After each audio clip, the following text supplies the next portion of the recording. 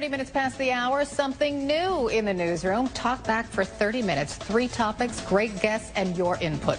So let's go. Talk back question. First question. Why is atheism on the rise in America?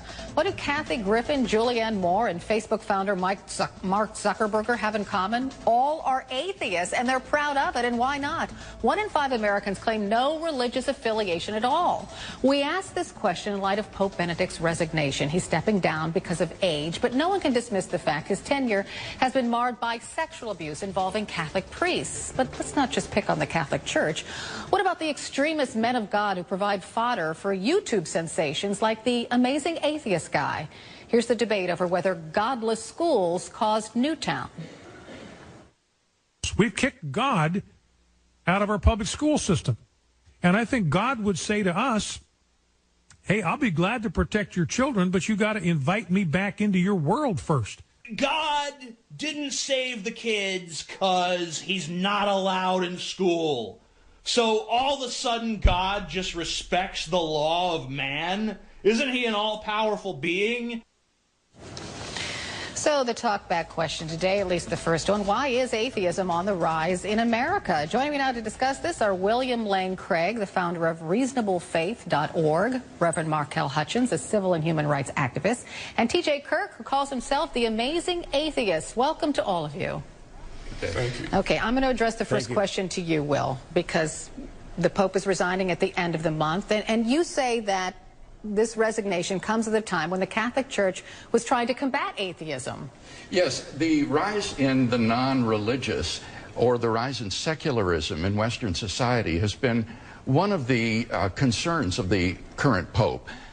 He faces tremendous challenges to Christianity from both the left and the right, and this Pope has stood like a bulwark against the challenge of secularism on the left and then the challenge of militant Islam on the right. And I have tremendous respect for him for his resignation today, because it shows that this Pope is not content to be a mere figurehead. He wants to be an activist in combating these challenges to Christian faith, and that takes an enormous amount of energy, which I think he believes now requires a younger man. And I'm sure TJ would say that something about the sex abuse scandal within the Catholic Church that have caused a lot of people to lose faith in religion. TJ, are you with me?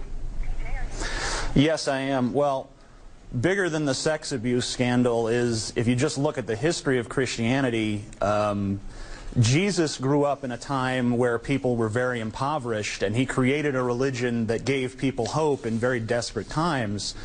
But I think that now we live in a world where science has alleviated a lot of those problems, so it's really not that strange that people would start to turn away from religion. And it's not really necessarily a turn to atheism.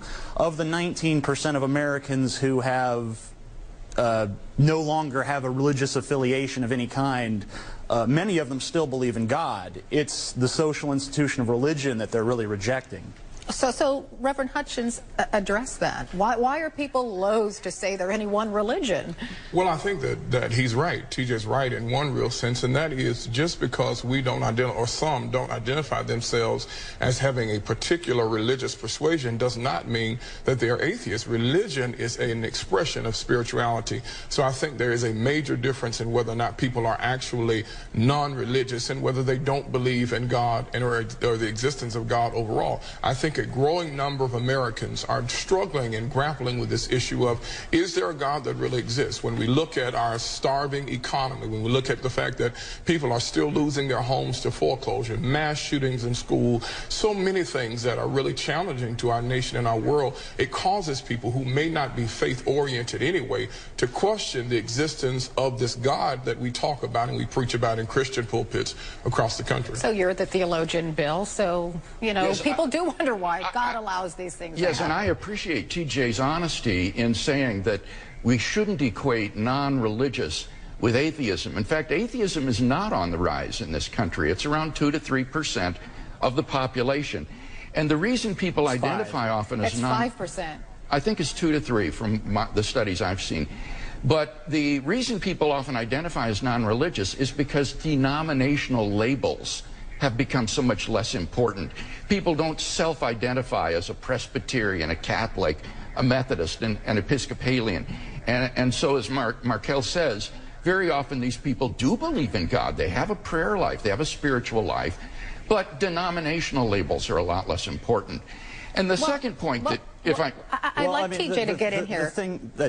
The thing that is really kind of important about that, though, too, is 5% of people self-identify as atheists. It's also kind of disingenuous to say that people who don't believe in God yet don't identify as atheists aren't atheists. They're still atheists because atheism is, by definition, not believing in God or in any sort of particular deity.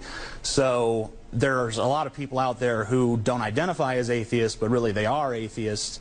So I think it's actually probably a little higher than 5%, but 5% is the number of people that self-identify as atheists. Okay, sadly, we're going to have to wrap this up, but it was fascinating.